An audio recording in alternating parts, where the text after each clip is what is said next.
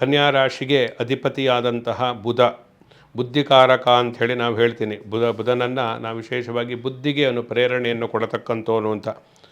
ಅಂದರೆ ಪ್ರಜ್ಞಾ ವಾಕ್ಕರ್ಮ ವಿಜ್ಞಾನ ಬುಧೇನೈವ ವಿಚಿಂತಯೇತ್ ಅಂತೇಳಿ ಹೇಳ್ತಾರೆ. ಪ್ರಜ್ಞೆ ಒಂದು ಬುದ್ಧಿವಂತಿಕೆಯಿಂದ ಕೆಲಸವನ್ನು ಮಾಡತಕ್ಕಂಥದ್ದು ಕನ್ಯಾ ರಾಶಿಯವರಿಗೆ ಸಹಜವಾಗಿ ಅವರ ಬಂದಿರತಕ್ಕಂತಹ ಗುಣ ಅಂತೇಳಿ ಹೇಳಬಹುದು.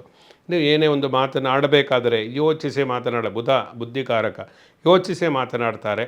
ಅದರಿಂದ ಅವರು ಕೆಲಸ ಸಾಧನೆಯನ್ನು ಮಾಡಿಕೊಳ್ತಕ್ಕಂತಹ ವಿಶೇಷವಾದಂತಹ ಸ್ವಭಾವವು ಅವರಿಗೆ ಇರುತ್ತೆ. ಜೊತೆಯಲ್ಲಿ ವಿಶೇಷವಾಗಿ ಯಾವುದೇ ಒಂದು ಸಂಶೋಧನೆ ಹೊಸದ ಒಂದು ಯಾವುದೇ ಇನ್ವೆನ್ಷನ್ ಏನಿದೆ ಅಂತಹದ್ರ ಬಗ್ಗೆ ಅವರ ಕಾತರತೆ ಅನ್ನತಕ್ಕಂಥದ್ದು ಇರುತ್ತೆ. ಹೊಸದಾಗಿ ಕಂಡು ಹಿಡಿಯಬೇಕು, ಹೊಸದಾಗಿ ಏನೋ ಮಾಡಬೇಕು, ಹೊಸದಾಗಿ ಸಾಧನೆ ಮಾಡಬೇಕು ಅನ್ನತಕ್ಕಂತಹ ಗುರಿಯನ್ನು ಇಟ್ಟುಕೊಂಡಿರ್ತಾರೆ. ಆದರೆ ಆ ಎಲ್ಲ ಗ್ರಹಗತಿಗಳು ಕೇವಲ ಬುಧ ಒಬ್ಬನೇ ಇದಕ್ಕೆ ಸಹಕರಿಸಿದರೆ ಆಗುವುದಿಲ್ಲ.